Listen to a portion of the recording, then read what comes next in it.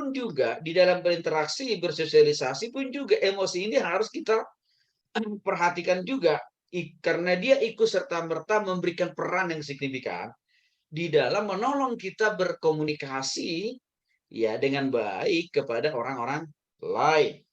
Nah, untuk itulah sebenarnya Filipi pasal 2 ayat yang kelima mengatakan, hendaklah kamu dalam hidupmu bersama menaruh pikiran dan perasaan. Menarik ayat ini. Hendaklah kamu dalam hidupmu bersama-sama menaruh pikiran dan perasaan.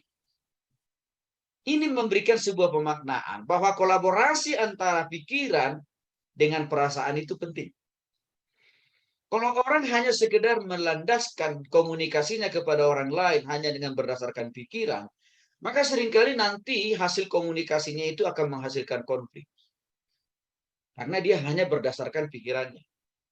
Maka kata-kata, kalimat atau intonasi yang dipergunakan itu akan lebih cenderung menyakiti orang lain.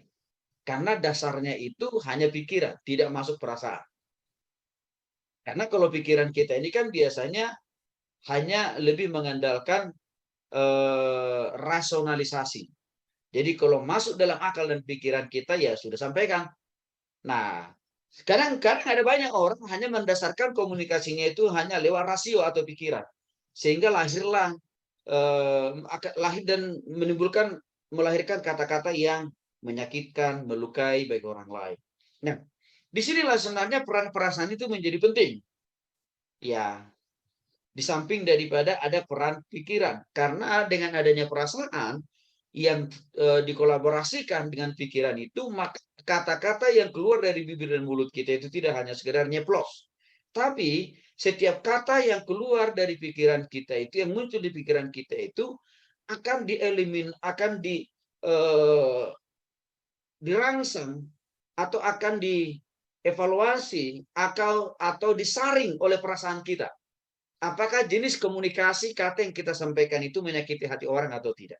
Nah, di situ dia peran daripada perasaan itu, sehingga memang di sini Alkitab mengatakan bahwa di dalam hidup ini, di dalam berkomunikasi, dalam berinteraksi, dikatakan hendaknya kita menaruh pikiran dan perasaan. Ya, nah bahkan ditambahkan di sini kesatuan pikiran dan perasaan itu harus juga didasari oleh Kristus. Kenapa? Karena begini. Ada orang bisa berkomunikasi dengan mengkolaborasikan pikiran dan perasaannya, tapi belum tentu. Ya, di dalam Kristus, ini adalah pola-pola komunikasi yang dipakai oleh orang-orang yang belum bertobat kepada Kristus. Sehingga akan lebih cenderung tadi, cara komunikasinya itu frontal, kasar, bahkan melahirkan masalah baru atau konflik baru. Maka di sini penting dikatakan, ya harus di dalam Kristus, kesatuan pikiran dan perasaan itu di dalam kita berkomunikasi. Ya, supaya apa? Bukan hanya pesannya sampai, tapi cara mengkomunikasikannya juga harus dengan lemah lembut. Nah, ketika kita menyerahkan dan mengendalikan emosi kita di dalam pimpinan dan kuasa Kristus, maka sudah pasti cara berpikir kita menjadi jernih, perasaan kita juga menjadi jernih, bahkan pikiran kita juga menjadi kreatif, serta perasaan kita juga ya akan ikut serta-merta memfilterisasi, menyaring apakah yang ada dalam pikiran kita itu sudah kita komunikasikan dengan benar, dengan tepat, tanpa harus selalu melukai ya orang-orang di sekitar kita. Nah, maka untuk itu kesadaran emosional menjadi penting buat kita saudara untuk memahami hubungan antara perasaan kita dengan tindakan kita. Dan kesadaran emosional itu menjadi penting juga bagi kita di dalam berkomunikasi atau dalam berinteraksi dengan orang lain. Yang dimaksud dengan kesadaran emosional di sini adalah hendaknya ya waktu kita mau berkomunikasi dengan orang lain atau dengan diri kita sendiri harus tetap juga melibatkan perasaan. Ya. Jadi tak boleh hanya sekedar melibatkan pikiran tok. Mengapa? Karena tadi saya katakan tadi bisa melahirkan kata-kata yang keluar dari mulut kita itu menjadi kontraproduktif, menyakiti hati banyak orang. Walaupun mungkin tujuan kita baik, Tetapi cara dan proses kita menyampaikan maksud dan tujuan yang baik itu, ya, juga sangat penting supaya mudah dipahami, dimengerti oleh orang lain. Sehingga tidak muncul masalah di dalam menyampaikan pesan yang akan kita sampaikan kepada orang lain. Nah, Efesus pasal 4 ayat 2 mengingatkan, hendaklah kamu selalu rendah hati, lemah lembut, dan sabar. Tunjukkanlah kasihmu dalam hal saling membantu. Nah, artinya kesadaran emosional itu harus didasari oleh kerendahan hati, oleh kelemah lembutan, oleh kesabaran, dan juga kasih. Nah, kalau dalam konteks ini, dalam dasar ini kita dalam berkomunikasi kepada orang lain, apalagi dalam konteks menyelesaikan masalah atau menyelesaikan konflik, pasti konflik itu akhirnya akan tuntas. Karena emosi kita itu ya didasari oleh kerendahan hati, kelemah lembutan, kesabaran, dan juga kasih. Dan juga dengan motivasi tadi, ya kita mau menyelesaikan konflik itu, menyelesaikan masalah itu supaya apa? Membantu diri kita dan membantu orang lain. Kalau di sini dasarnya, maka konflik itu pasti selesai. Nah, saudara yang kasih Kristus, kita kembali lebih jauh. Pentingnya mengendalikan emosi dalam menyelesaikan konflik. Ada beberapa hal penting yang perlu kita pahami dan juga kita ketahui serta kita praktekkan. Ya, dalam mengendalikan emosi, untuk menyelesaikan setiap konflik. Yang pertama, perlu mengidentifikasi bagaimana kesadaran emosional kita sendiri. Artinya, kita perlu mengenali dan memahami betul emosi kita itu sebenarnya lagi dalam keadaan marah, lagi dalam keadaan tenang, lagi dalam keadaan galau, atau gimana? Itu maksudnya di sini. Perlunya mengenali siapa kita sesungguhnya. Artinya kita harus tahu apa yang kita sukai dan yang tidak kita sukai. Di samping itu, kita juga harus tahu apa yang kita butuhkan. Contoh konkret. Kalau kita tidak suka dikasarin orang lain, maka janganlah kita juga berlaku kasar terhadap orang lain. Dan saya kira ini sangat relevan dengan Alkitab yang mengatakan apa yang kita tabur akan kita tuai. Ya. Jadi kalau cara pola komunikasi kita itu lemah lembut, ya dalam menyelesaikan konflik dengan orang lain, maka peluang besar kita akan mendapatkan respon yang positif juga dengan orang yang berkonflik dengan kita. Tapi kalau sebaliknya misalkan di dalam hati dan pikiran kita itu sudah ada upaya dan dorongan untuk melampiaskan kemarahan kita dengan cara yang kasar, dengan cara yang brutal, maka potensi yang sama juga akan dimiliki oleh orang yang berkonflik dengan kita sendiri. Karena kenapa? Karena kita sendiri sudah menampakkan wajah marah, wajah kasar, dan brutal itu. Sehingga ada masalah sebelumnya yang sedang terjadi dengan kita dengan orang lain. Waktu kita mengekspresikan kemarahan kita itu, maka orang lain kan justru tidak makin menahan emosinya, tapi justru akan makin tersulut dia. Sehingga konflik itu tidak akan selesai. Nah, bagian yang kedua dalam hal mengidentifikasi kesadaran emosional, kita juga perlu tahu dan memahami, ya, dan berempati kepada orang lain. Contoh, kalau kita suka ditolong orang lain, lakukanlah hal yang sama juga kepada orang lain. Saya kira tidak ada orang manusia di dunia ini yang tidak mau ditolong oleh orang lain. Saya kira tidak ada manusia di dunia ini yang tidak suka dibantu, diperhatikan oleh orang lain. Semuanya orang pasti membutuhkan hal yang sama. Nah, itu kan bicara masalah empati. Nah, sama sebenarnya. Ya, supaya empati orang lain muncul terhadap kita, mari kita lakukan hal yang sama juga.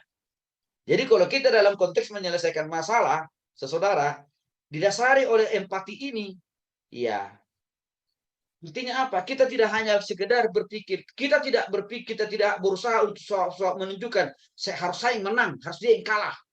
Ya, kita tidak menunjukkan itu. Atau misalkan, ya harus dia yang ngaku dosanya, harus dia lebih dulu minta maaf. Ya bukan saya, kan kira-kira begitu. Nah, kalau itu tidak muncul dalam pikiran kita, tetapi yang ada dalam pikiran kita adalah, pokoknya saya mau selesaikan masalah dengan dia. Entah dia mau minta maaf lebih duluan, udah jadi soal buat saya. Tapi saya mau menunjukkan, ya, saya punya tekad, saya mau punya itikat untuk mau menyelesaikan masalah. Jadi tidak apa-apa kalau saya lebih dulu yang menyodorkan tangan saya sebagai bentuk ekspresi permintaan maaf saya. Walaupun saya tahu bukan saya yang salah, tapi nggak apa-apa. Saya memulai dari saya untuk berkata, oke, saya minta maaf. Atau saya sudah maafkan kamu. Nah, itu yang dimaksud dengan empati. Kalau pola itu sudah kita tumbuh kembangkan dalam diri kita, maka waktu kita menyelesaikan konflik dengan orang lain, maka pasti akan berbeda hasilnya. Maksudnya adalah potensi terselesainya konflik itu besar. Karena kita sudah mulai dalam diri kita sendiri. Yang berikutnya dalam hal mengidentifikasi kesadaran emosional ini adalah bagaimana berkomunikasi dengan jelas dan efektif. Terutama kepada diri sendiri. Jadi artinya, saya katakan tadi, saudara, harus kita pahami dulu. Ya, itu sebenarnya, ya, bertemu, berjumpa, berkomunikasi dengan orang itu mau menyelesaikan masalah atau tidak. Kalau sudah di situ yang menjadi tujuannya, maka kita harus berkomunikasi dengan jelas kepada diri sendiri. Maksudnya apa? Kita harus mengendalikan emosi kita. Kita harus mengendalikan kemarahan kita, kan begitu. Karena kenapa? Kita punya target, saya mau masalah ini, konflik ini tidak jadi beban buat saya. Maka kita menyampingkan, menyingkirkan egosentris kita, kemarahan kita, itu kita kesampingkan itu. Dan kita lebih mengedepankan, ya, bagaimana saya bisa rujuk kembali dengan dia, berdamai kembali dengan dia. Nah, itu dimaksud dengan berkomunikasi dengan jelas dan efektif dengan diri sendiri. Nah, kalau itu sudah ada dalam diri kita, saudara, kita berkomunikasi dengan orang lain. Ya, sekali lagi, hati orang itu, perasaan orang itu juga akan terenyuh sebenarnya. Karena dia melihat kita juga punya itikat baik mau menyelesaikan masalah itu. Ya, tapi kalau cara yang kita lakukan itu di awal adalah langsung pasang kuda-kuda, mau mengekspresikan kemarahan kita, maka yang di sebelah sana, ya, yang berkonflik dengan kita, pasti akan juga memasang benteng pertahanan lah. Untuk juga apa? Ya saya juga nggak mau kalah dong. Saya nggak mau juga disudutin dong. Saya nggak mau juga disalahkan dong. Kan akan selalu begitu. Nah, maka di sini saya kasih contoh, kita jangan membiasakan diri kasar dalam berkomunikasi. Karena kalau kita kasar dalam berkomunikasi, apalagi kita menyelesaikan konflik dengan orang lain, maka potensi orang itu juga akan menjadi kasar juga di dalam berkomunikasi. Saya kira bukan hanya masalah tentang kasar dalam berkomunikasi ya, tapi juga masalah intonasi. Ya, dengan menyelesaikan konflik, saudara, kita juga harus berusaha menghindari intonasi-intonasi yang keras, yang kencang, yang tinggi. Kalau kita menyelesaikan konflik dengan orang lain. Karena intonasi yang tinggi dalam konteks menyelesaikan konflik, itu juga akan menjadi penyulut lawan bicara kita untuk apa? Juga meresponi dengan intonasi yang tinggi. Dan kita sudah tahu, hasil dari intonasi yang tinggi itu akan menambah konflik baru. Ya. Yang berikutnya dalam mengidentifikasi kesadaran emosional kita dalam menyelesaikan konflik, ya, dalam mengendalikan emosi, ya, untuk menyelesaikan konflik adalah kita harus bisa membuat keputusan yang bijaksana berdasarkan hal-hal yang penting bagi kita sehingga konflik dapat diselesaikan. Saya sudah singgung. Target kita apa sih sebenarnya di dalam bertemu dengan orang itu? Mau memperbesar masalah atau mau cari gara-gara? Tentunya, saudara, karena kita kan mau menyelesaikan konflik, kan? Maka target kita, ya, tidak lain tidak bukan hanya menyelesaikan, menuntaskan konflik, kan di situ tujuan kita. Maka, ya, kita harus bijaksana memilih kata-kata yang jangan jadi, ya, penyulut konflik baru. Ya, yang kedua, kita harus bijaksana mengendalikan emosi kita. Ya, artinya di sini saudara, ya, jangan lagi kita mengungkapkan kemarahan kita di situ. Tapi lebih baik kita mencari solusi atau alternatif dalam penyelesaian konflik yang terjadi antara kita. Nah, maka untuk itu saudara yang dikasih oleh Yesus Kristus, motivasi kita dalam mengambil tindakan juga harus memenuhi tujuan dalam menyelesaikan konflik. Bukan untuk membesar, bukan untuk menambah konflik. Ya, antara kita dengan orang yang konflik dengan kita. Matius pasal 7 ayat 12 mengatakan, segala sesuatu yang kamu hendaki, supaya orang perbuat kepadamu, perbuatlah demikian juga kepada mereka. Itulah isi hukum Taurat dan kitab para nabi. Ya. Segala yang kamu kehendaki supaya orang perbuat kepadamu, perbuatlah demikian. Kalau kita mau, ya, konflik yang kita hadapi dengan pasangan kita, dengan rekan sekerja kita, dengan anak buah kita, dengan kolega kita, dengan tim pelayanan kita. Misalkan ada konflik sebelumnya. Kalau kita mau menyelesaikan konflik di antara mereka-mereka itu, mari kita mulai dari diri kita sendiri. Yaitu apa? Saya mau konflik ini harus selesai. Saya mau masalah ini harus tuntas hari ini. Saya mau perbedaan pendapat di antara kami tidak boleh lagi makin bertambah lebar, tapi harus makin kecil. Itu harus datang dari dalam diri kita sendiri. Nah, kalau ini dipahami oleh banyak pasangan-pasangan keluarga Kristiani dalam menyelesaikan konflik, misalkan dalam rumah tangga, maka saya kira kekerasan dalam rumah tangga atau KDRT itu pasti akan minim terjadi. Ya, perceraian juga akan bisa dikendalikan. Kalau semua keluarga Kristiani bisa mengidentifikasi kesadaran emosional masing-masing. Mengendalikan dan mengelola emosi dengan baik. Roma pasal 10 ayat 10 mengatakan, karena dengan hati orang percaya dan dibenarkan, dan dengan mulut orang mengaku dan diselamatkan.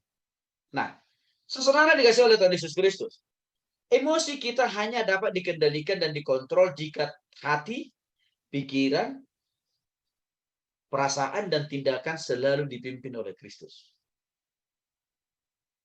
Jadi, dengan kita percaya kepada Kristus, maka pikiran kita akan selalu terus diwarnai, dikendalikan, diarahkan, dibimbing oleh firman Tuhan dan Roh Kudus.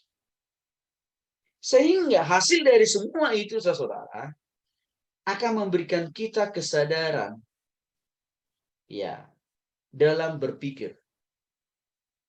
Juga mengevaluasi setiap peristiwa yang terjadi. Persoalannya, saudara, minim sekali orang melibatkan Kristus di dalam hati, pikiran, perasaannya waktu dia menghadapi konflik. Artinya, sudah terlalu lebih banyak didominasi oleh amarah, itu masalahnya. Dalam menyelesaikan konflik, dalam menghadapi konflik dengan orang lain. Sehingga hasil dari amarah itu melahirkan konflik-konflik baru. Di samping konflik yang lama tidak selesai. Maka saudara, emosi kita perlu dikendalikan oleh Kristus dan Roh Kudus serta firman Tuhan. Untuk itulah sebenarnya saudara, hidup di dalam pimpinan dan kuasa Roh Kudus itu menjadi penting. Ya. Apalagi dalam konteks kita menyelesaikan konflik. Membaca dan merenungkan dan melakukan firman Tuhan menjadi penting tiap hari. Mengapa? Karena tiap hari kan kita selalu diperhadapkan potensi-potensi atau peluang-peluang kita akan berkonflik dengan orang lain. Tapi saya katakan tadi, waktu hati dan pikiran kita dipimpin oleh Kristus dan dikendalikan oleh Roh Kudus, serta selalu diisi oleh firman Tuhan dari waktu ke waktu, maka konflik yang ada di sekitar kita tiap-tiap hari itu tidak menggerogoti, tidak mengendalikan kita untuk selalu berkonflik dengan orang lain. Tapi kita yang mengendalikan suasana itu, keadaan itu, bahkan kita juga ya yang akan menghadapi konflik itu sendiri. Contoh, kesedihan yang kita alami menjadi cara Tuhan untuk membentuk kita. Konflik yang terjadi menjadi evaluasi bagi kita untuk tidak melakukan kesalahan yang sama atau yang baru lagi. Ini contoh bagaimana cara mengendalikan dan mengelola emosi dengan baik. Ya. Yang ketiga, menghindari emosi yang tidak kita sukai. Nah, ketika kita menjauhkan diri dari emosi yang tidak menyenangkan, maka kita sudah memutuskan sambungan emosi yang tidak menyenangkan tersebut dari hidup kita sendiri. Maka hasilnya apa? Kita merasa nyaman, tentram, damai. Karena kita tidak memupuk, memelihara emosi yang negatif. Ya. Nah, untuk itulah kita perlu emosi kita ini, saudara, diisi dan dikuasai oleh hal-hal yang positif. Contohnya gembira, tertawa, senang, bahagia, bermain, dan masih banyak lagi hal-hal yang positif yang lain. Kalau ini yang terus mendominasi hati dan pikiran kita, dan apalagi emosi kita, maka hal tersebut akan menopang kita dalam menghadapi dan serta menyelesaikan setiap konflik. Persoalannya kadang-kadang, saudara, hati dan pikiran perasaan kita tidak diisi oleh hal-hal yang positif ini. Sehingga apa? Kita sendiri menjadi pemicu konflik. Ya, bahkan ya ditambah lagi kita berinteraksi dengan orang lain. Kehadiran kita itu menjadi penyubur konflik dengan interaksi bersama orang lain. Maka Filipi pasal 4 ayat 4 mengingatkan, bersukacitalah senantiasa. Ya. Dalam Tuhan. Sekali lagi kukatakan, kata Paulus, bersukacitalah. Saudara dikasih oleh Tuhan Yesus Kristus, bersukacitalah senantiasa dalam Tuhan. Ini tidak dikatakan oleh seseorang yang sedang tanpa masalah, tanpa persoalan, tanpa konflik. Waktu Paulus menyatakan Filipi pasal 4 ayat 4 ini, dia sedang menghadapi tekanan. Dia sedang menghadapi banyak konflik dari orang-orang di sekitarnya yang tidak setuju dengan dia. Tapi waktu Paulus menghadapi konflik dengan orang-orang di sekitarnya, dia tetap bersukacita. Artinya, kondisi lingkungan sekitarnya itu tidak mempengaruhi semangatnya, tidak mempengaruhi kebahagiaannya, tidak mempengaruhi sukacitanya untuk terus mengasihi Tuhan dan melayani Tuhan. Walaupun ada banyak orang tidak setuju. Ada banyak orang yang tidak suka dengan dia. Ada banyak orang yang ingin menjegal dia dalam pelayanannya. Tapi Paulus bersukacita. Nah, hal yang sama juga Paulus mengingatkan kita pada kesempatan ini. Supaya emosi kita ini tidak digerogoti, dan tidak dikuasai, dan tidak dikendalikan oleh amarah, maka kita perlu menyimpan hal-hal yang positif di dalam hati, pikiran, apalagi juga dalam perasaan kita. Terlebih waktu kita menghadapi konflik. Maka, saudara, bersukacitalah senantiasa dalam Tuhan. Jadi, waktu kita sedang menghadapi konflik dengan orang lain, harus ada semangat kerinduan dalam diri kita untuk apa? Menyelesaikan konflik itu. Menyelesaikan masalah itu. Bukan memperbesar, bukan menambah konflik atau masalah dengan orang lain. Jadi, ini yang harus kita praktek. Nah, untuk itu, saudara dikasih oleh Tuhan Yesus Kristus, jika setiap saat kita bersukacita, ya, maka emosi kita akan terkontrol. Juga akan terhindar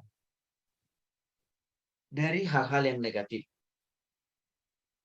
Sehingga konflik pun akan selalu dapat dihadapi. Yang menyebabkan banyak orang merasa, rasanya hidup ini tiada hari tanpa konflik ya. Bahkan mungkin lebih banyak konfliknya daripada sukacitanya. Nah, hal itu terjadi dalam diri orang ini. Karena orang ini selalu dikuasai dan diselimuti oleh hal-hal yang negatif di dalam dirinya, dalam pikirannya, dalam hatinya, dan juga dalam perasaannya. Sehingga waktu dia berinteraksi dengan orang lain, kehadirannya bukan menjadi saluran berkat, tapi menjadi sumber masalah, sumber konflik. Maka itulah alasannya kenapa Rasul Paulus mengatakan, bersukacitalah senantiasa. Artinya apa? Semangatlah, gembiralah. Itu maksud Paulus kan di sini. Bahagialah dalam menghadapi, dalam menjalani hidup ini. Nah, kalau sudah di situ kita, saudara, ada datang masalah pergumulan dan konflik dari eksternal, dari luar kehidupan kita, maka kita bisa lebih tenang menghadapi konflik itu. Kita lebih bisa tenang menghadapi masalah itu. Artinya apa? Kita tidak dikuasai oleh masalah, oleh konflik, tapi kita yang mengendalikan. Karena isi hati, pikiran, dan perasaan kita itu kan positif tadi, saudara. Yang kedua, kendalikan emosi kita dengan pikiran yang benar dan positif. Apa maksudnya kendalikan emosi dengan benar dan positif? Salah satu cara yang paling efektif untuk mengendalikan emosi, saudara, adalah dengan mengendalikannya mulai dari pikiran. Ya. Karena pada dasarnya emosi itu kan berubah-ubah, dinamis dia. Ya. Contohnya sedih, gembira, senang, bahagia, sukacita, riang, gembira, kan gitu ya. Semua ini ya sifatnya bisa berubah-ubah. Tergantung isi hati dan pikiran kita. Ya. Tergantung lingkungan di sekitar kita. Kalau misalkan kita ada di musim hujan hari ini, maka emosi kita akan mengekspresikan ya dampak dari hujan yang sedang datang, yaitu dingin. Tapi kalau saat ini kita di kondisi di dalam satu keadaan di bawah terik matahari, maka emosi kita juga akan berikan respon dari situasi itu, yaitu apa? Gerah. Emosi kita ini, saudaraku, begitu dia. Berubah setiap detik, setiap menit, jam, hari, minggu, bulan, dan tahun. Nah, karena perubahan-perubahan emosi kita ini begitu dinamis, begitu mudah dan gampang, maka dikatakan di sini, pikiran kita menjadi penting. Ya, untuk mengendalikan emosi yang berubah-ubah tadi. Mengapa? Karena pikiran itu lebih stabil dibanding daripada perasaan. Sebab pikiran itu kan selalu mengukur segala sesuatu itu berdasarkan rasio. Masuk akal atau tidak. Bisa dipercaya atau tidak. Kan di situ zona pikiran kita. Sedangkan kalau perasaan kan bukan di situ ukurannya. Ukurannya itu lebih kepada apakah kita merasakan sesuatu hal yang sedih, panas, ya, gembira, itu kan ranahnya perasaan tuh. Maka sebenarnya dalam hal konteks mempercayai Tuhan, tidak boleh mempercayai Tuhan itu berdasarkan emosi atau perasaan. Itu berbahaya. Bahayanya di mana?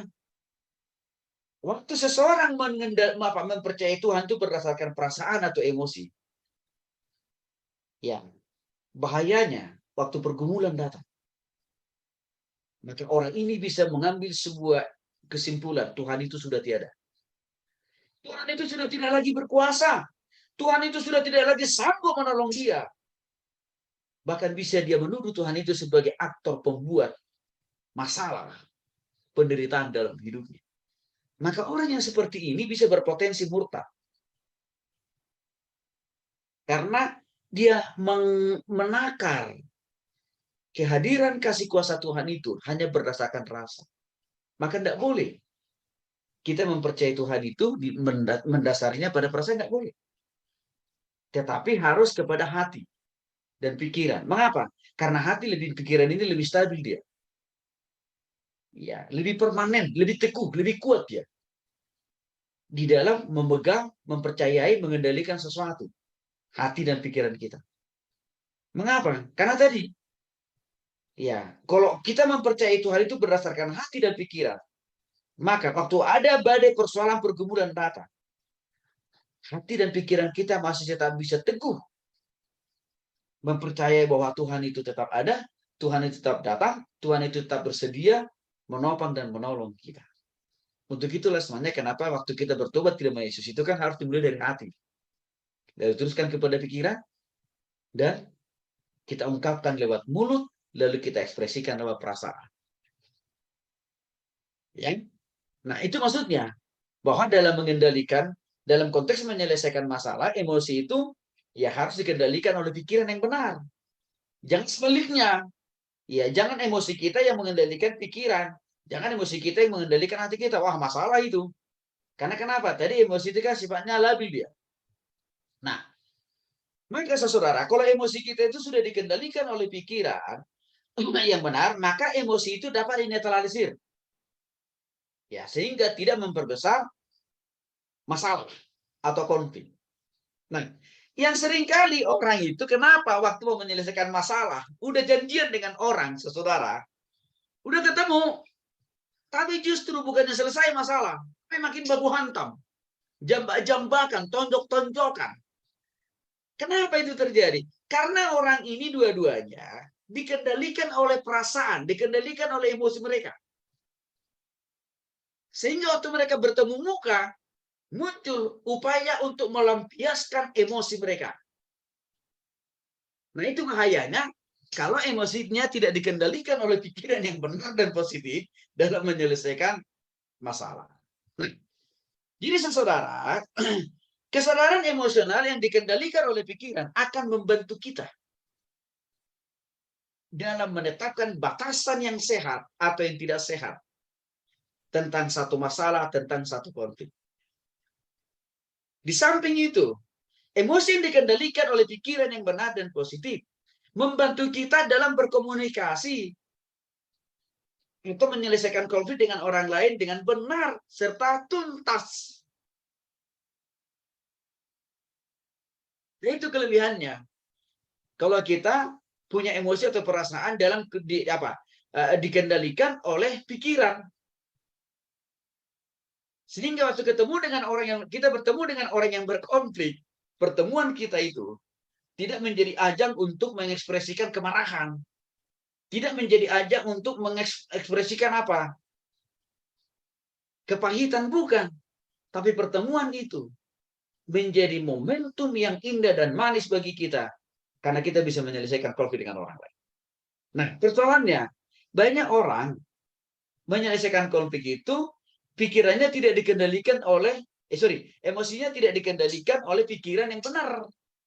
Tapi justru, ya, dia dikendalikan oleh perasaannya sendiri. Sehingga waktu ketemu dengan orang, berantem. Ya.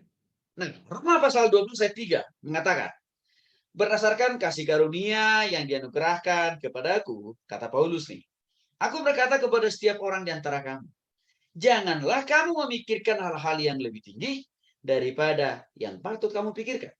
Tetapi hendaklah kamu berpikir begitu rupa. Ya.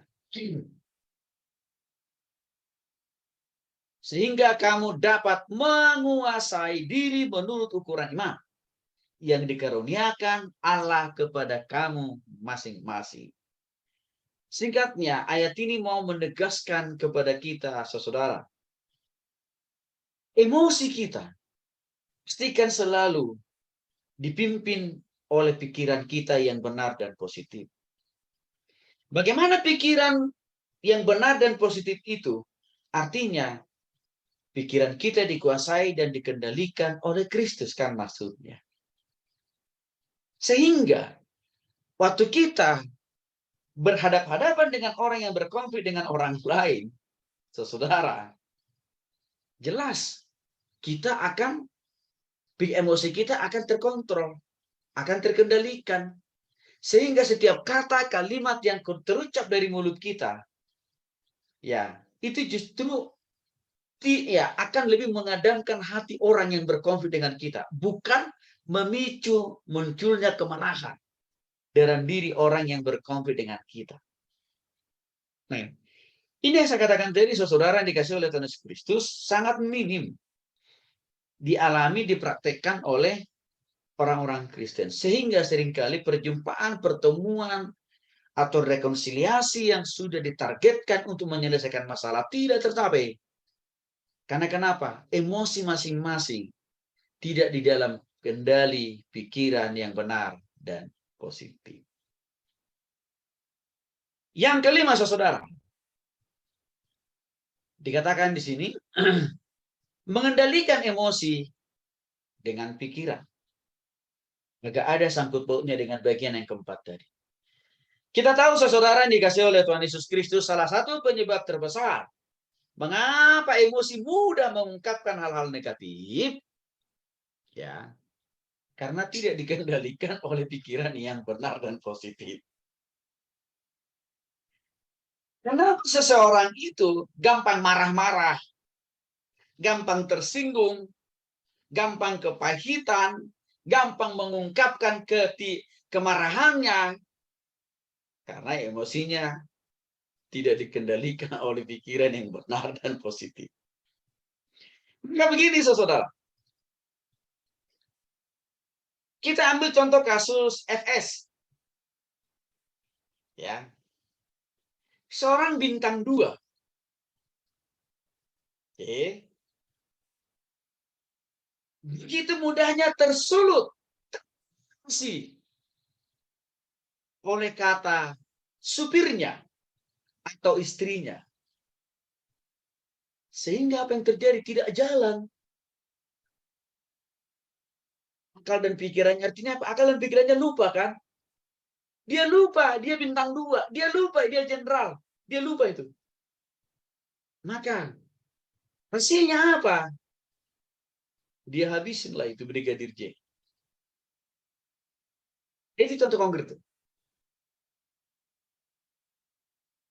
Betapa bahayanya kalau seseorang itu dikendalikan oleh emosinya. Ya, maka tidak ada yang mengontrol dia, yang mengendalikan dia dalam merespon setiap informasi yang datang.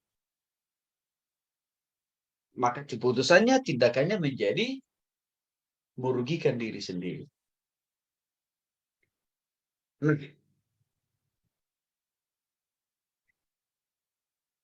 Kita ambil contoh yang lain, misalkan seorang istri melihat suaminya sedang berbicara sangat akrab dengan seorang wanita. Lalu melihat percakapan itu, sang istri langsung membayangkan skenario terjelek atau terburuk. Dengan kesimpulan yang begitu dini, dengan mengatakan, ya, bahwa suaminya menyukai sang perempuan. Di samping itu, si istri ini juga mengambil kesimpulan yang kedua. Jangan-jangan si wanita, teman bicara suami saya, juga sangat mencintai suami saya. Dan kalau ini terjadi, berarti saya akan diceraikan. Nah, saudara, ketika pemikiran tersebut muncul, maka akan muncul reaksi lewat emosi. Dan kalau emosinya tidak dikendalikan oleh pikiran yang benar, tapi dikendalikan oleh pikiran yang negatif, maka akan terekspresi emosi yang negatif di dalam diri sang istri. Maka bisa saja kasus-kasus yang terjadi hari-hari ini kita dengar, seorang istri membunuh suaminya. Bahkan ada beberapa contoh kasus, saudara. Seorang istri memotong alat kelamin suaminya. Itu yang terjadi. Itu hanya karena emosinya sudah terlalu dini. Diselimuti, dikuasai, dikendalikan oleh kemarahan, saudara. Sehingga pikirannya nggak jalan. Ya. Setelah ditanya polisi, ibu kenapa alat kelamin suami ibu you potong? Padahal dia nggak punya fakta dan data. Suaminya pernah berselingkuh. Dia belum ada fakta dan data itu. Tapi langsung gelap mata dia, saudaraku. Nah, ini yang saya katakan tadi, pola-pola atau contoh-contoh konkret bagaimana emosi itu kalau tidak dikendalikan dengan pikiran yang benar. Saya kasih contoh yang lain. Sekarang suami, pencipta keadilan sosial. Juga kita menemukan banyak kasus-kasus di berbagai media televisi dan juga media sosial. Karena suaminya ya melihat istrinya satu saat berkomunikasi dengan lawan jenis laki-laki. Langsung suaminya itu dikendalikan oleh emosinya. Maka langkah selanjutnya dilakukan adalah dia bunuh itu istrinya. Nah, artinya saudara dikasih oleh Tuhan Kristus. Begitu banyak kasus-kasus yang terjadi di sekitar kita. Ya. Di mana emosi yang negatif, kalau tidak dikendalikan oleh pikiran yang waras, akan melahirkan masalah baru. Akan memperbesar konflik. Dan saya lihat, kekerasan-kekerasan yang terjadi dalam rumah tangga Kristiani, suami pukul istri nendang suami, dan sebaliknya tadi. Suami bunuh istrinya bunuh suaminya. Itu adalah bentuk konkret dari bagaimana mereka disuruh dikuasai, dikendalikan oleh emosi mereka, bukan oleh pikiran dan bukan oleh Kristus.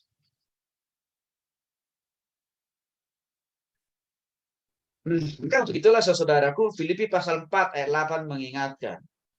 Jadi akhirnya saudara-saudara, semua yang benar, semua yang mulia, semua yang adil, semua yang suci, semua yang manis, semua yang sedap didengar, semua yang disebut kebajikan dan patut dipuji, pikirkanlah itu semuanya. Saudara dikatakan di sini, pikirkanlah itu semuanya. Menarik ayat ini. Jadi begini. Sebelum kita merespon, sebelum emosi kita, perasaan kita merespon sesuatu yang terjadi, maka hendaklah, bahkan harus lebih dahulu, kita memakai pikiran kita dulu. Hendaklah, haruslah terlebih dahulu kita memakai akal kita dulu, akal sehat kita dulu. Jangan terburu-buru langsung melampiaskan kemarahan kita itu, melampiaskan ya emosi kita itu. Jangan dulu, saudara. Tapi kata Rasul Paulus, mulai dulu pakai di pikiran, pakai akal dan pikiran dulu. Maka untuk itu dikatakan di sini, pikirkan dulu semua hal yang benar, pikirkan dulu hal yang mulia, yang adil, yang suci, yang manis. Artinya apa? Berpikir positif dulu. Walaupun sekiranya perselingkuhan itu nyata-nyatanya terjadi, contoh ya saudara. Kalaupun sekiranya perselingkuhan ini misalkan kasus dalam rumah tangga, Kalaupun sekiranya perselingkuhan itu benar-benar terjadi, tetap kendalikan dulu emosi. Kendalikan dulu amarah. Ini dulu akal dan pikiran sehat kita. Intinya apa? Berpikir positif aja dulu. Jangan gegabah mengambil tindakan, memberikan respon negatif. Dengan apa? Memukul, bahkan juga membunuh. Jadi berpikir positif dulu. Berpikir jernih dulu. Karena kalau kita berpikir positif atau berpikir jernih, berpikir murni, artinya apa? Berarti kan kita bisa punya kesempatan dengan benar dan tepat dan jernih mencari fakta, mencari data, atau apa? Mencari kesaksian kan, saudara?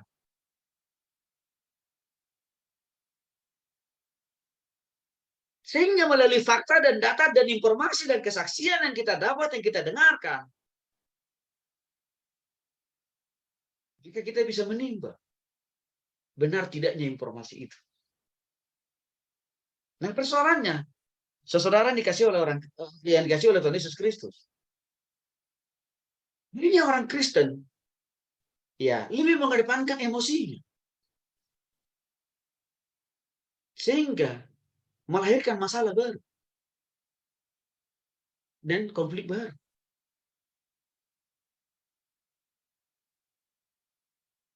Saya kasih contoh dalam bekerja. Satu saat ada seseorang bilang begini ke saya, Bang Tony, tolong doakan saya supaya saya dikasih pekerjaan oleh Tuhan. Lalu saya tanya begini, emang kenapa dengan pekerjaan lamamu? Saya mau resign, Bang. Oke, alasanmu kenapa kau resign? Saya tersinggung. Oke, kenapa kau tersinggung? Karena saya telat masuk kantor, lalu saya dimarahi. Dan karena itu, saya tersinggung. Akhirnya saya sudah ambil keputusan untuk resign. Saudara, saya katakan kepada orang ini begini, kau salah. Keputusan yang kau ambil untuk resign dari tempat di mana yang kau bekerja. Saya bilang, itu bukan keputusan dari Tuhan. Itu keputusan yang salah. Lalu dia bilang, loh, Bang Tony bilang salah. Iya salah. Kenapa? Nyata-nyatanya tadi kamu bilang karena kamu telat masuk, maka kamu ditegur. Sesuatu hal yang wajar, sesuatu hal yang benar yang dilakukan oleh bosmu. Kalau kamu tidak masuk, harus kamu ditegur. Karena kamu sudah dibayar mahal. Justru teguran dia itu adalah bentuk peringatan. Bentuk pembelajaran pendidikan buat kamu supaya kamu menjadi lebih baik. Bukan untuk menghancurkan, bukan untuk mengusir kamu dari perusahaan itu. Salah keputusanmu. Maka waktu itu saya bilang, karena ini adalah keputusan yang salah, maka kamu harus siap menanggung konsekuensinya. Yang ditanya, konsekuensinya apa, Bang? Lamar apa pekerjaan, saya bilang. Dan betul, 2 tahun lebih dia nganggur. Saudara, ini tadi. Seringkali orang mengambil sebuah keputusan dan tindakan itu hanya karena emosi. Sehingga tidak objektif, tidak murni. Dia di dalam mengambil keputusan itu. Akibatnya apa? Muncul masalah-masalah baru. Maka, saudara, sekali lagi, kita hati-hati ya. Jangan sampai karena emosi, kita mengambil keputusan atau mengambil tindakan, dan itu akan membahayakan diri kita sendiri. Pakai pikiran akal sehat kita dulu. Libatkan Tuhan dulu. Supaya apa? Keputusan dan tindakan kita itu tidak menjadi kontraproduktif, saudara. Ya, ini penting. Penting banget. Nah, sama juga misalkan. Ya, Dalam setiap mengambil keputusan apapun, ya, jangan emosi yang selalu kita kedepankan. Jangan. Karena tadi saya bilang, emosi itu kan sifatnya labil, berubah-ubah dia. Artinya apa? Emosi itu tidak objektif. Yang objektif itu adalah hati dan pikiran. Apalagi kalau hati dan pikiran kita dikendalikan oleh Roh Kudus. Emosi tidak objektif. Labil polanya, tipenya. Jadi dalam memutuskan apapun, jangan ya selalu didominasi oleh emosi. Walaupun emosi itu menjadi salah satu faktor penting dalam mengambil keputusan atau tindakan. Tapi bukan itu yang, tapi jangan sesekali kita menjadikan emosi menjadi tumpuan, ukuran, standar pertama dan yang utama dalam mengambil keputusan atau tindakan. Dan pasti akan gagal, pasti akan hancur. Ya, baik dalam bisnis, baik dalam bangun rumah tangga, baik dalam pekerjaan, bahkan juga dalam pelayanan. Ya, jangan selalu mengedepankan emosi. Walaupun emosi itu penting. Emosi itu nanti bagiannya, ya, dia nanti bagian paling belakang lah itu. Menjadi pertimbangan emosi kita. Tapi yang paling depan bukan emosi. Tapi hati dan pikiran kita dulu. Yang melakukan tindakan antisipatif. Maksudnya, kebanyakan reaksi emosional kita keluar tanpa terkendali. Karena sudah langsung muncul dalam pikiran kita. Yang penting saya sudah puas. Begitu kan?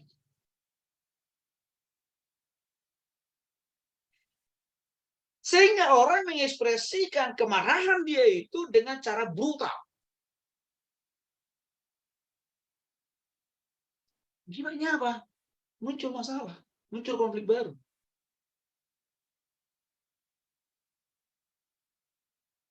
Jadi hati-hati dalam menyelesaikan konflik. Kita harus jauhkan diri kita dari motivasi apa. Yang penting saya puas. Harus singkirkan itu, harus jauhkan itu. Karena kalau di situ orientasi dan tujuan kita dalam menyelesaikan konflik, maka konflik itu akan makin bertambah besar. Karena nanti tindak action point kita, cara kita berkomunikasi, pasti akan menyulut kemarahan orang itu. Dan kita juga akan menjadi marah berkali-kali lipat. Nah, itulah sebabnya sebelum menghadapi sesuatu, saudara, penting bagi kita untuk mengantisipasi situasi perasaan kita. Ya, apakah dikendalikan oleh hati dan pikiran, atau jangan-jangan perasaan kita mengendalikan kita. Akan gitu. Contoh, seorang ibu mau mengajak anak-anaknya ke mall. Mungkin juga mau belanja sesuatu. Jadi si ibu harus tahu, tipe anak ini, kalau diajak jalan-jalan itu, tipenya gimana? Saya pernah melihat sendiri, saudara. Suami istri ini bawa anaknya jalan-jalan ke mall. Rupanya anaknya ini sudah punya kebiasaan di rumah. Kalau segala sesuatu yang dia mau harus dikasih. Tiba-tiba saudara, waktu mereka di mall, anak ini lihat ada toko mainan. Lalu dia lari meninggalkan kedua orang tuanya, masuk ke toko mainan itu. Dan dia kira nggak perlu harus beli kan? Saudara, kebetulan posisi mainan itu yang dia suka itu ada di rak yang paling tinggi. Dia naik. Apa yang terjadi? Rak dari tempat mainan itu kan kaca, saudara. Runtuh ke kaca. Menimpa anak yang bersangkutan. Gimana apa? Orang tuanya diminta oleh pihak yang punya toko. Bukan hanya bayar ganti rugi. Mainan-mainan anak-anak yang terpampang di lemari kaca mereka. Tapi juga lemari kacanya juga harus diganti. Yang lebih kasihan lagi, orang tuanya tidak sanggup. Kedua orang tua ini tidak sanggup untuk membayar. Karena kenapa? Karena secara ekonomi mereka tidak punya uang. Nah, ini contoh, saudara. Orang tua yang tidak memiliki antisipatif dalam menghadapi setiap situasi dan keadaan waktu dia bersama dengan anaknya. Kita, ya, harus juga punya tindakan preventif atau tindakan antisipatif. Kita ini punya potensinya itu marah, ya, dalam keadaan apa, dalam situasi apa. Itu kita harus mengenal diri kita sendiri. Ya, kita harus bisa mengenal diri kita sendiri. Kita itu biasanya gampang tersinggung oleh apa, karena apa, dan sebab apa. Kita harus mengenal diri kita sendiri.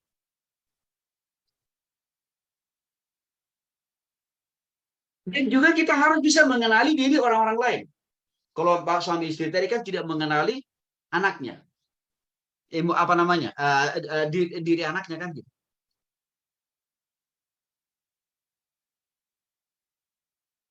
Saya jadi teringat baru terjadi kasus ini. Suami istri. Waktu mereka jalan dari rumah, masih akur mereka. Lalu persoalan itu muncul setelah mereka parkir dan keluar dari mobil, lalu mereka masuk ke toko pusat perbelanjaan. Saudara,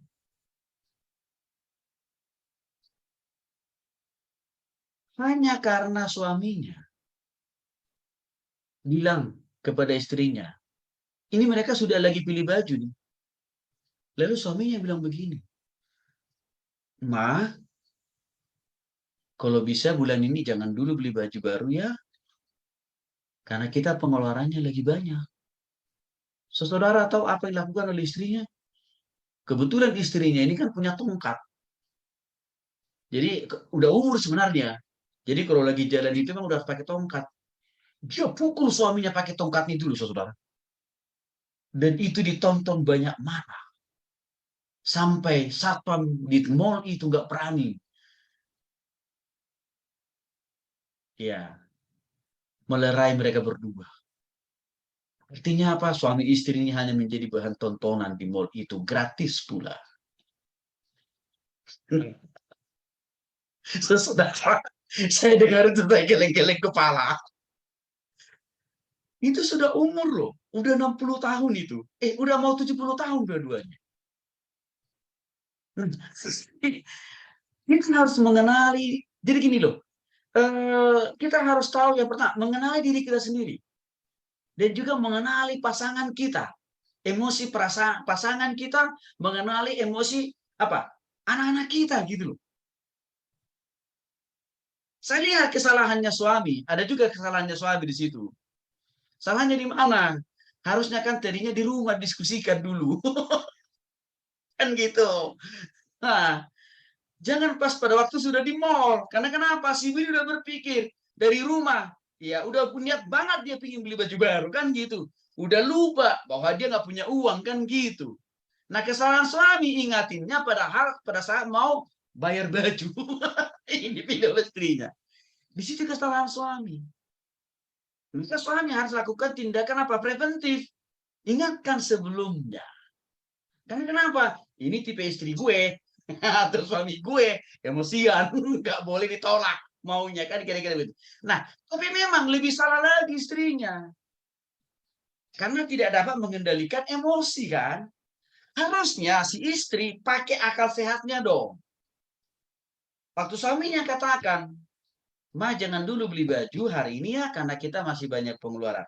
Harusnya kan si istri harus pakai akal sehatnya. Oh iya ya, kami masih punya utang A, B, C. Kan gitu kan kira-kira ya. Sehingga apa?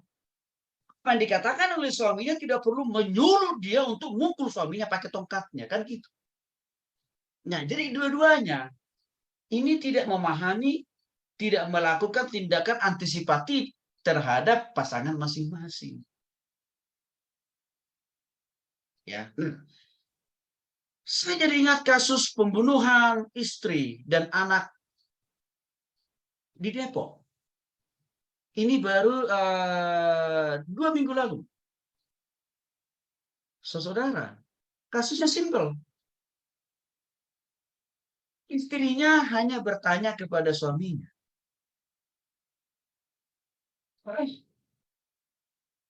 apakah cicilan kita yang di bank untuk bulan ini sudah dibayar atau belum? Itu doang. Artinya apa? Istrinya kan ngingatin kan itu. Karena mungkin istrinya sudah dapat surat peringatan dari bank kan gitu. Tapi suaminya ya tidak memakai akal sehatnya. Apa yang terjadi? Langsung dia bunuh kan istri dan anak-anaknya. Karena kalau kita lihat pekerjaannya cukup bagus. Maka untuk itu Amsal pasal 24 ayat 6 mengatakan, karena hanya dengan perencanaan engkau dapat berperang, dan kemenangan tergantung pada penasihat yang banyak. Jadi, perlu dikomunikasikan, perlu dipikirkan, perlu direncanakan jauh-jauh hari. Ya, apakah pesan yang akan kita sampaikan kepada orang lain supaya tidak menjadi kontraproduktif.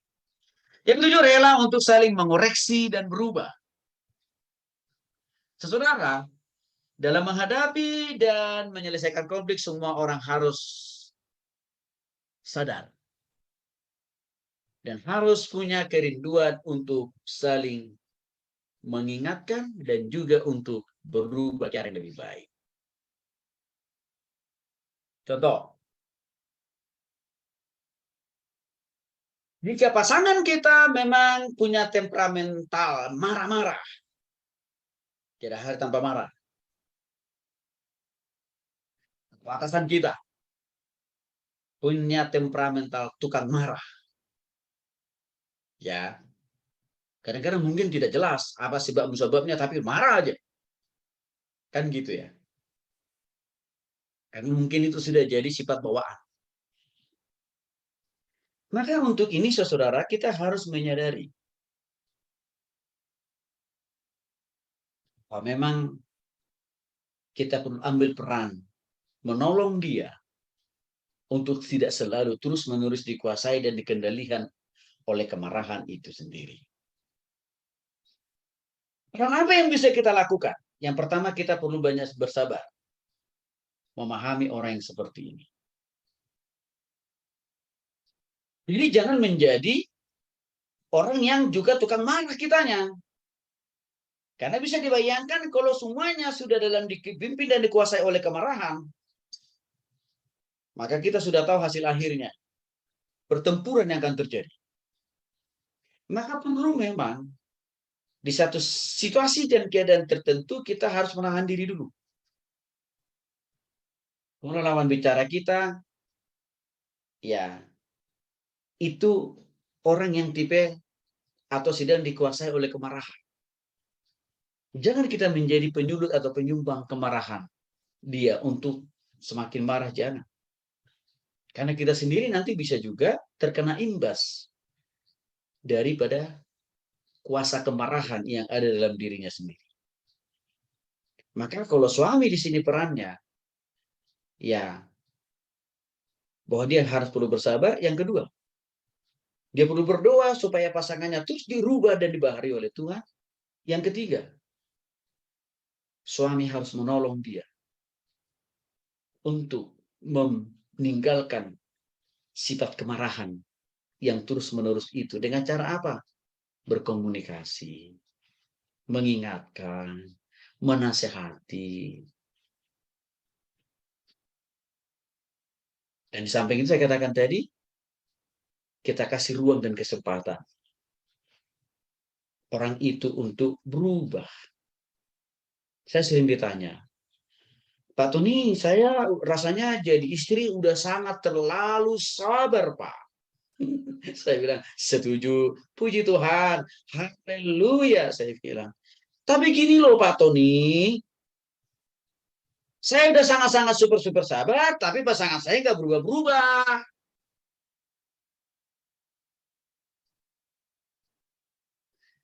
Saya bilang, yang mengubah pasangan kita itu bukan kita, tapi Tuhan.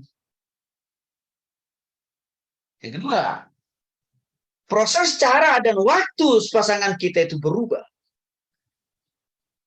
Tuhan yang menentukan.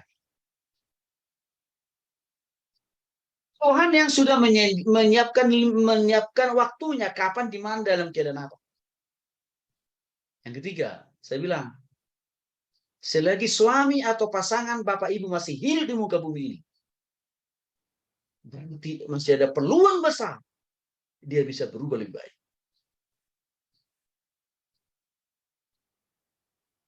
Saudara yang dikasih oleh Tuhan Yesus Kristus,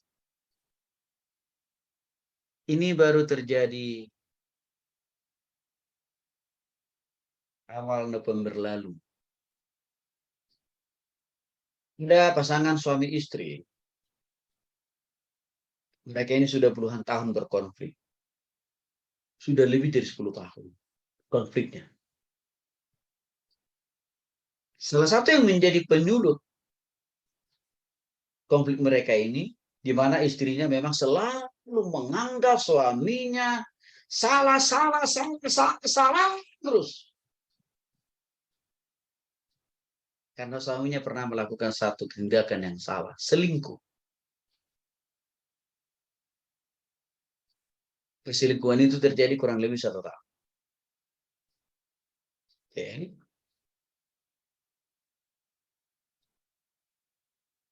Suami sudah bertobat. Suami sudah membuktikan bahwa keputusan dan tindakannya itu salah dan dosa. Itu diungkapkan kepada istrinya dengan terang dan jelas. Dan dia buktikan kepada istrinya bahwa dia tidak lagi ada hubungan dengan si perempuan itu.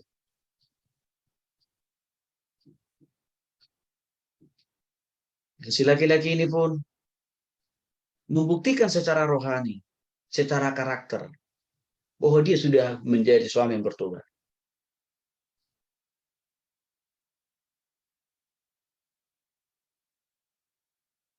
Dalam tindakan dan perbuatan, si suami ini juga membuktikan dia sudah berubah. Kebetulan istrinya ini karena kepahitan terhadap suaminya. Ya. Akhirnya stroke.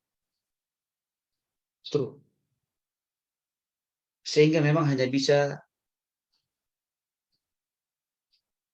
tinggal atau duduk di kursi roda. Itu 10 tahun lebih.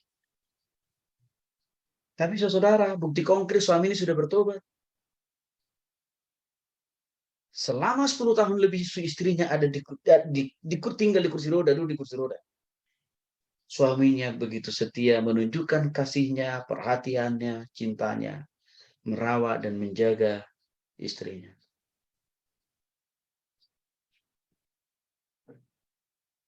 Tapi istrinya selalu mengatakan, kamu salah, kamu berdosa, kamu tukang selingkuh. Selalu begitu terus, saudara. Kebetulan si laki-laki ini ikut pembinaan dengan saya setiap minggu.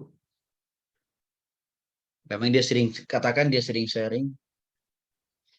Pak Tony, saya udah bingung Pak, bagaimana saya bisa meyakinkan pasangan istri saya bahwa saya sudah bertobat, saya sudah berubah, saya tidak lagi ada hubungan dengan yang dulu saya sudah lakukan.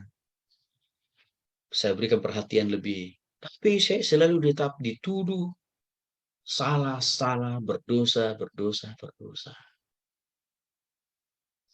Maka pertanyaan beliau, Pak Tony, kok rasanya nggak ada perubahan ya dalam diri istri saya. Walaupun saya sudah menunjukkan, saya sudah berubah dan sudah bertobat total. Saya bilang, firman Tuhan katakan, waktu Tuhan adalah waktu yang terbaik. Singkat cerita,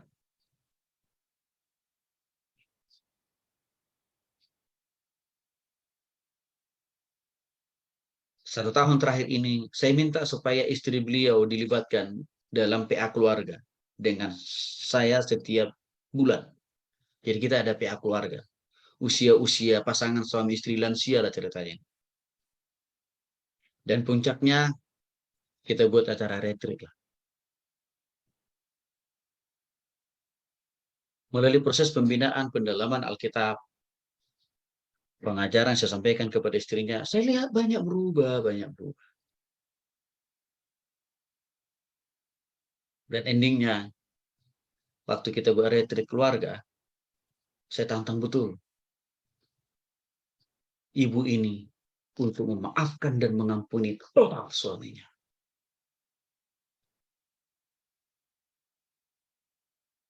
Dan ibu ini lakukan loh itu, saudaraku, di hadapan banyak orang. Hal yang sama saya minta lagi suaminya, mohon maaf dan mohon ampun sebesar-besarnya sama istri. Dan istrinya pun mau menerima. Artinya ada rekonsiliasi total dalam hubungan suami istri yang sudah berusia 70 tahun ini. Walaupun 3 hari kemudian saya dapat kabar istrinya sudah dipanggil Tuhan. Tapi saya sungguh yakin kepergian istrinya dalam keadaan tanpa konflik, tanpa masalah, tanpa kepahitan dengan suami.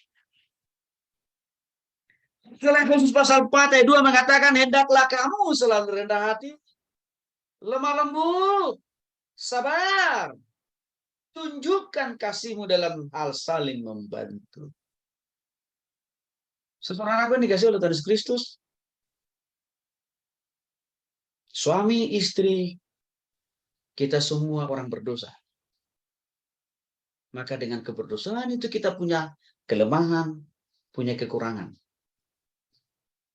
Maka tidak berarti, walaupun kita orang berdosa, orang yang punya banyak kesalahan, tidak berarti kita tidak bisa berubah. Tidak berarti pasangan kita tidak bisa bertobat, bisa. Asal dengan satu komitmen kita harus sama-sama mengoreksi, berubah ke arah yang lebih baik. Maka tidak boleh berputus asa untuk terus berubah ke arah yang lebih baik, untuk mendoakan atasan kita, bawahan kita, rekan sekerja kita, supaya mereka bisa berubah lebih baik. Tidak boleh berputus asa selagi mereka dikasih hidup oleh Tuhan. Pikirkan dan renungkan hal-hal yang akan Anda sampaikan sebelum mengungkapkannya kepada orang. Artinya belajarlah untuk selalu memikirkan lebih dahulu apa yang hendak kita komunikasikan, apa yang hendak akan kita sampaikan, apa yang hendak akan keluar dari bibir dan mulut kita untuk kita sampaikan kepada orang lain. Terutama dalam hal waktu kita menyelesaikan konflik. Pikirkan dulu, renungkan dulu. Jangan ucuk-ucuk. Kita janjian dengan orang itu, ketemuan dengan orang itu, nggak pernah terpikirkan, nggak pernah direnungkan, mau ngomong apa, mau katakan apa dan bagaimana kita mengatakannya. Tapi ucuk-ucuk kita yang penting ketemu. Saya mau melampiaskan kemarahan saya. Kalau itu yang ada di hati dan pikiran kita, masalah tidak selesai. Konflik tidak akan kunjung tuntas. Jadi kita renungkan dulu lah. Kira-kira nanti saya mau sampaikan apa? Dan juga bagaimana cara saya menyampaikan apa yang ada di hati saya. Dan sudah barang tentu yang akan kita sampaikan dan cara kita menyampaikan itu juga harus konstruktif, harus membangunkan, harus positif. Harus dengan apa? Motif untuk menyelesaikan konflik. Pikirkan apa tujuan kita untuk bertemu dengan orang itu.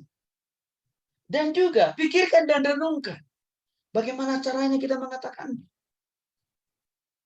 Jadi jangan sesekali kita mengeluarkan perkataan hanya untuk memuaskan kemarahan. Ya. Hanya meluapkan isi perasaan kita, emosi kita. Jangan, saudara.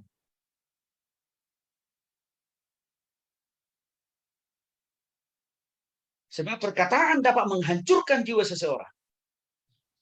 Jikalau kata-kata tersebut tidak dipikirkan, tidak dipertimbangkan, apa implikasinya kalau saya katakan sesuatu yang kasar terhadap pasangan saya atau orang lain. Ini harus dipikirkan, harus dipertimbangkan. Untuk itu Amsal pasal 15 ayat 1 mengingatkan, jawaban yang lemah lembut merendahkan kegeraman, tetapi perkataan yang pedas membangkitkan amarah. Sekali lagi, saudara. Jawaban yang lemah lembut meredakan kegeraman. Ini apa? Pola cara komunikasi, intonasi kita dalam menyelesaikan konflik dengan orang lain. Kalau dengan lemah lembut, maka itu akan meredakan kemarahan di dalam diri orang lain yang sedang berkonflik dengan kita dan juga di dalam diri kita sendiri. Tapi kalau misalkan konsep yang ada di pikiran kita itu adalah sudah bersifat kemarahan, maka itu akan terekspresi waktu kita berkomunikasi. Maka kita akan memakai kata-kata yang kasar, kan? Maka apa yang terjadi? Membangkitkan amarah. Menambah, memperbesar konflik.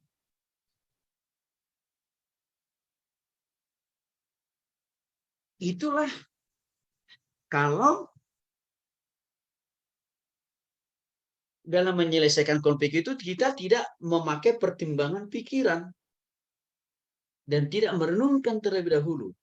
Kita harus sampaikan apa dan bagaimana kita mengatakannya.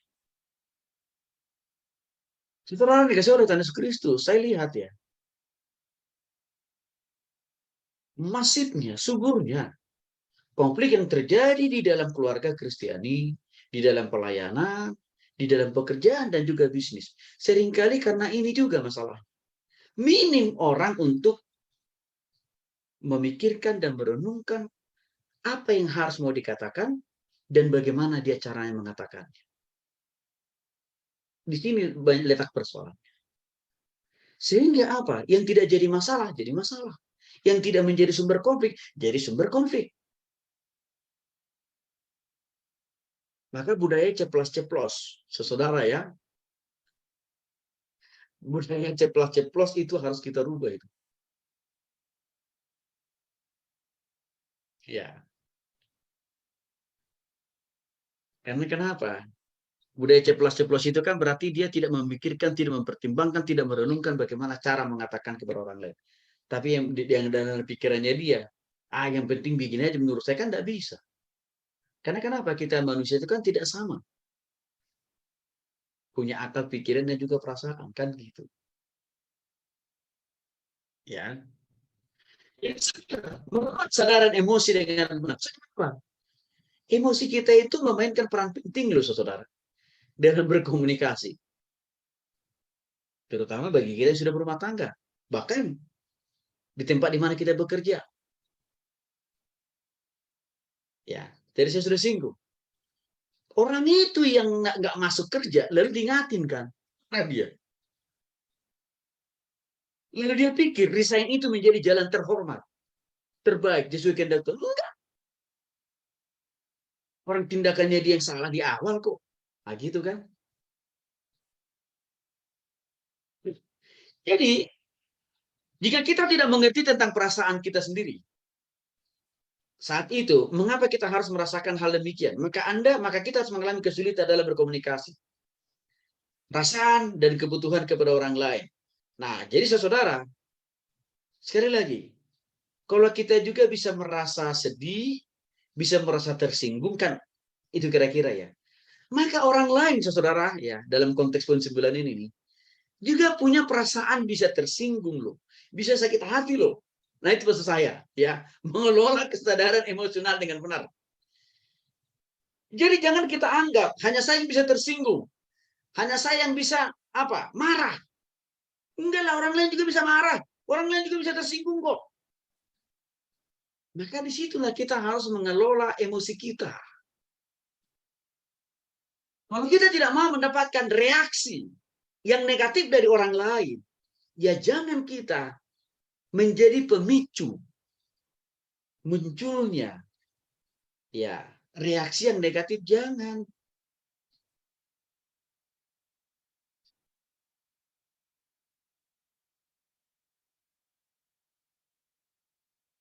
Ya. Misalkan bagaimana handuk harus dijemur. Artinya apa? Kalau hanya masalah persoalan misalkan selesai, ya nggak usah jauh-jauh saudara. Di keluarga kita masing-masing. Hafal kan kebiasaan-kebiasaan buruk. Kebiasaan positif. Coba ingat aja saudara. Ya, kalau kita sudah selesai mandi, minimal ada dua sifat, ada dua pola. Satu, ada tipe orang, ya selesai dia pakai anduk itu, lalu dia jemur kembali anduk itu dengan rapi. Nah, kalau kita ketemu orang begini, enak kan? Tapi ada lagi tipe orang, selesai dia pakai anduk, dilempar, ditaruh sembarangan tempat. Nah, coba. Pola-pola itu kan ada. Tipe-tipe itu kan ada dalam keluarga kita. Maksudnya apa? Kalau kita menghadapi tipe orang yang selesai dia pakai handuk, ditaruh di sembarangan tempat, dibuang ke sembarangan tempat. Padahal masih mau dipakai, kan kira-kira begitu. Maka kita harus pakai maki-maki. Kan gitu ya.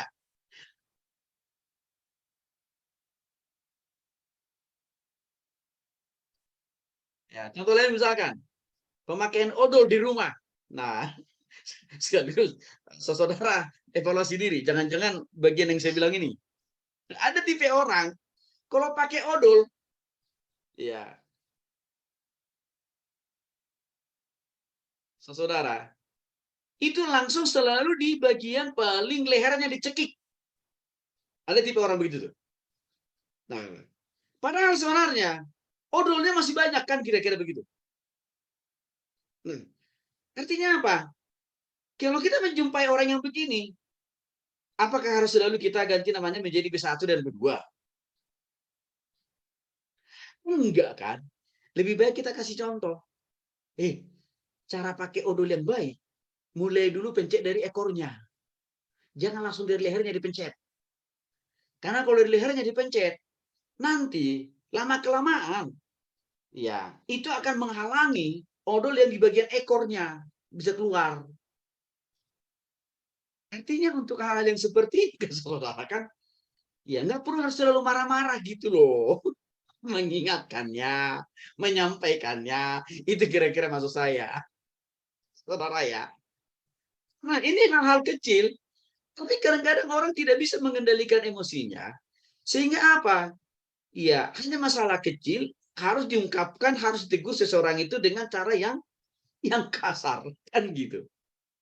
Nah, maka Galatia pasal 5 ayat 22 sampai 23 mengingatkan, buah roh adalah kasih, sukacita, damai sejahtera, kesabaran, kemurahan, kebaikan, kesetiaan, kelemah lembutan, penguasaan diri. Nah, ini yang harus selalu ada dalam diri kita.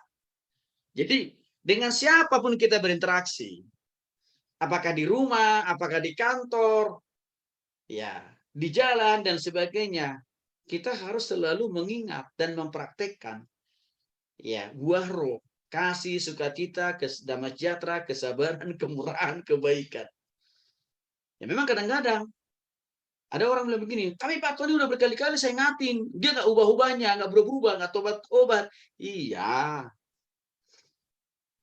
bisa saja Tuhan sedang mendidik kamu. Masih sabar nggak untuk terus apa mengingatkan dia, menegur dia, membimbing dia. Itu yang selalu saya bilang. Dan saya juga praktikkan hal yang sama, saudara. Ya, nah, yang ke-10, gunakan humor untuk meredakan emosi. Nah, ketika konflik dan perselisihan semakin memanas, akibat dari emosi kita yang sangat-sangat lagi naik-naik nih, atau juga emosi lawan bicara kita lagi juga trennya naik.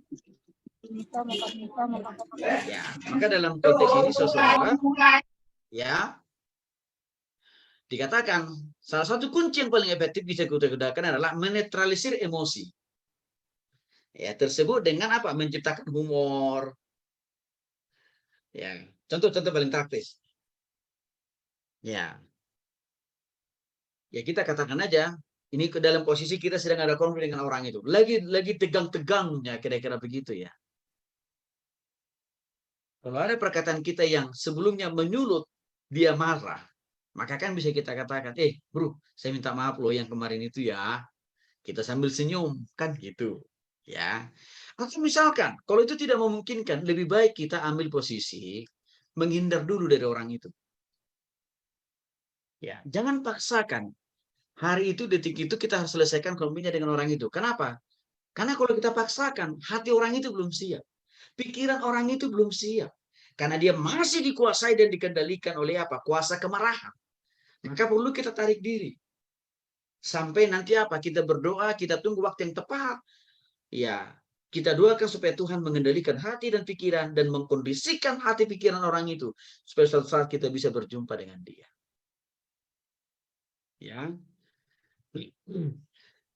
Jadi itu menjadi sangat penting. Roma pasal 14 ayat 19 mengingatkan, sebab itu marilah kita mengejar apa yang mendatangkan damai sejahtera dan yang berguna untuk saling membangun.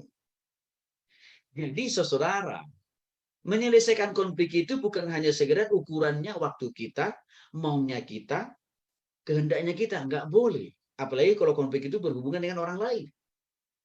Tapi kita juga harus pertimbangkan bagaimana kesiapan hati dan pikiran perasaan orang itu. Ya. Maka dikatakan, sebab itu marilah kita mengejar apa yang mendatangkan damai sejahtera. Ya. Cara mengejar damai sejahtera itu dalam menyelesaikan konflik apa? Pastikan dulu. Ya, rencanakan dengan baik-baik. Lihat kesiapan hati dan pikiran orang yang berkonflik dengan kita. Ya. Waktu kita menyelesaikan konflik itu, motivasinya, tujuannya harus jelas. Untuk apa? Membangun. Menyelesaikan konflik kan maksudnya. Bukan menambah masalah, bukan menambah konflik, bukan memperbesar. Membangun, menyelesaikan, menuntaskan supaya kita damai. Maka dalam konteks itu, jauhkan dari dalam diri kita untuk menyelesaikan konflik itu supaya apa? Gue yang menang, lo yang kalah. Itu harus dibuang. Ini kalau di situ kalau berpikir kita, motivasi kita dalam menyelesaikan konflik, maka tidak akan selesai itu masalah. Karena tetap dalam hati kita, saya mau buktikan dia salah. Saya menang. Yang barusan saya katakan tadi, setiap konflik itu terjadi, saudaraku, minimal karena ada dua interaksi, minimal karena ada dua interaksi antara kita dengan orang lain. Dan pasti persentase kesalahan kita menjadi pemicu konflik itu pasti ada. Mungkin persentase kesalahan kita 10%, orang itu 90%. Artinya apa? Berarti kan kita juga berkontribusi menjadi pemicu konflik itu kan. Maka kalau orang itu misalkan 90%, kita hanya 10%. Ya, artinya apa? Sama-sama juga kita menjadi penyulut atau sumber dari konflik kan. Maka jangan lagi berpikir supaya saya yang menang, dia yang kalah. Supaya dia yang malu, saya enggak. Kalau begitu motivasinya, motivasi dalam menyelesaikan konflik, enggak selesai itu konflik. Dalam rumah tangga ini juga kita harus pahami, saudara. Ya, jangan selalu kita berpikir, iya, saya harus membuktikan bahwa pasangan saya lah yang salah. Saya nggak salah. Misal, kontribusi kita ada kok. Ya, melakukan kesalahan. Ya, inilah yang menarik dari cara Tuhan Yesus waktu dia berkata kepada Bapa di surga.